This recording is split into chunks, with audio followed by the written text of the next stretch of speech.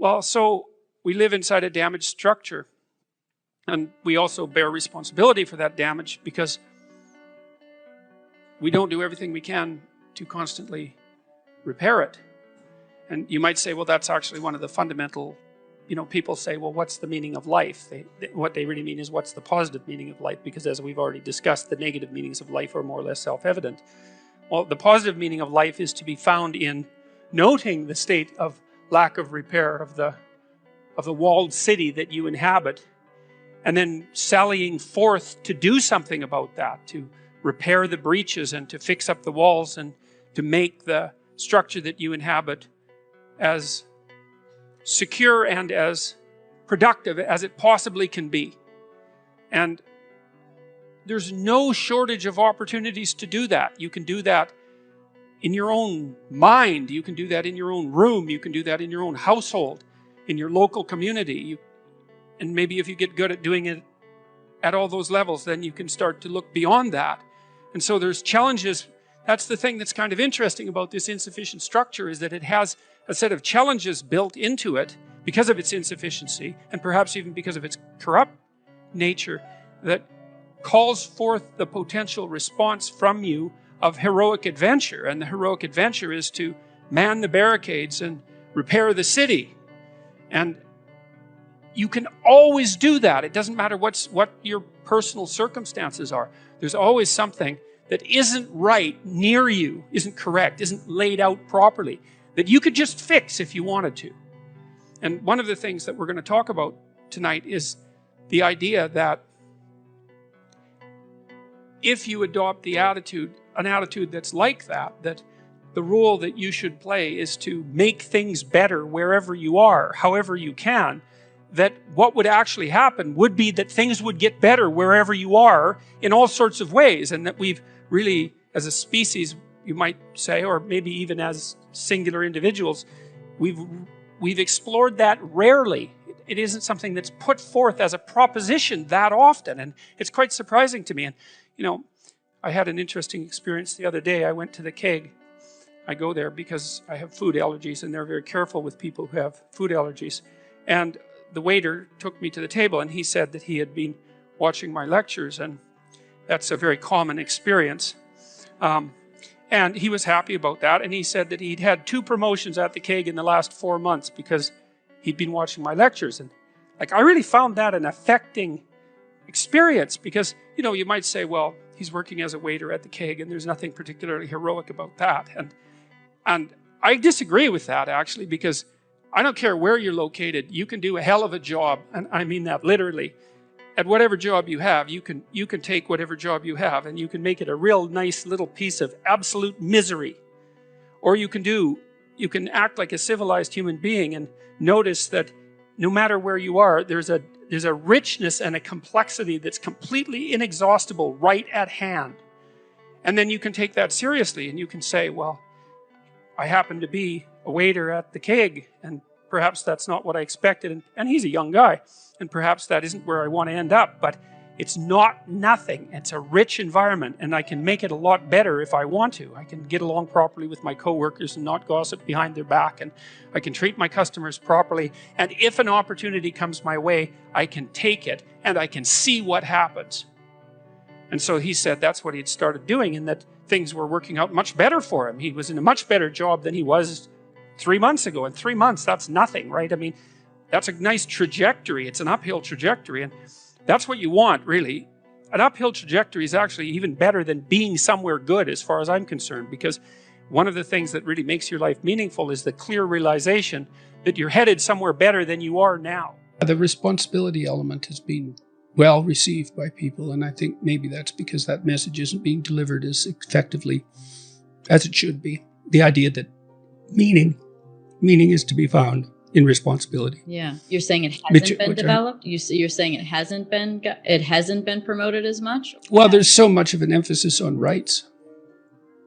I mean, imagine if our culture was as dominated by discussion of responsibility as it was dominated by discussion of rights. Gosh, right? Completely. I mean, that's just not how it is at all. Right. And that's strange, because your rights, in some sense, are my responsibility, and vice versa. So, right, because your recorded rights, it's distance from other people in some sense.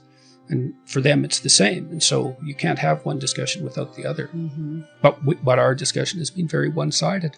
And I think that's hard on people because it's about what you're owed. Yeah.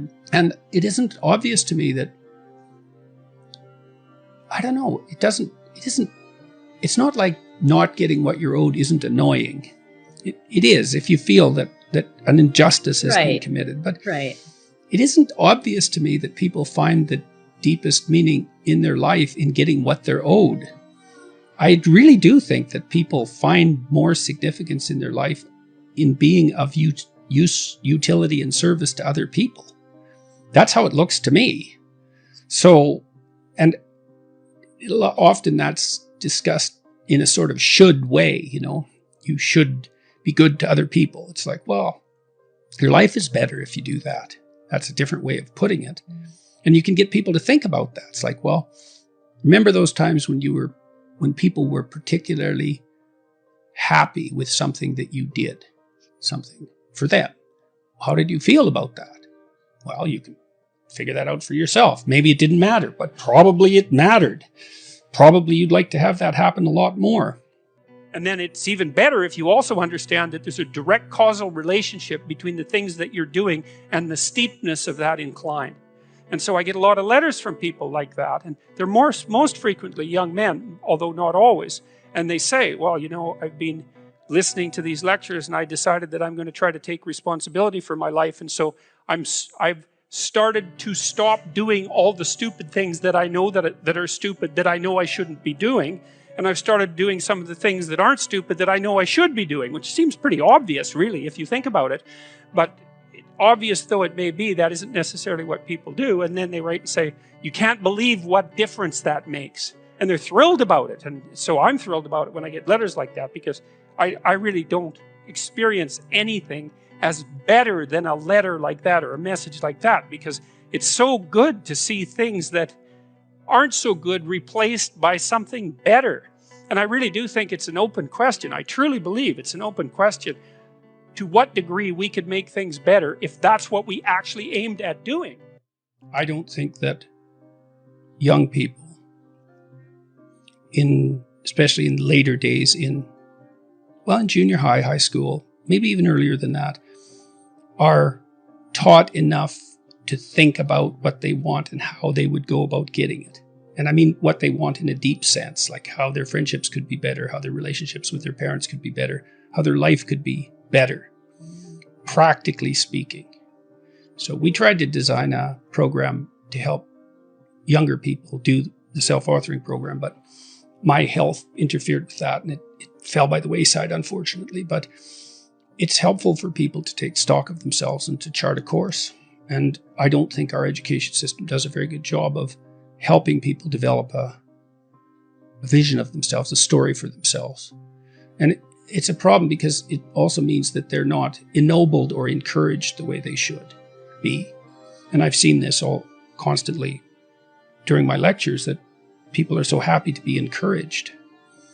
They're often met with skepticism instead. And I think that's part of the problem with what's happening in our culture politically too, is that there's this terrible critique of our culture that all its institutions are fundamentally predicated on arbitrary power, the exercise of arbitrary power. And that implies that the ambitions of people who wish to join that culture and to thrive are expressions of tyrannical, oppressive, arbitrary power. It's very demoralizing to young people. And I don't believe it's true, because I don't think the fundamental motivation is to exploit others. I think that people who do that fail, generally speaking, often precipitously.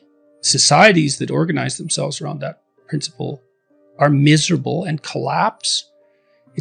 They're full of deceit and backstabbing and distrust. It's hell. And so I think that young people are best encouraged. And that means that you actually have to sort of like them. Like you're a mentor. It's like, I'm on the side of the good in you, and I hope it manifests itself. And I think that's what trust is for, by the way. Mm. You know, you should trust other people. Why? They can bite. Why would you trust them? Well, because it's courageous to. And that way you elicit the best from them. At least that's the best opportunity you have.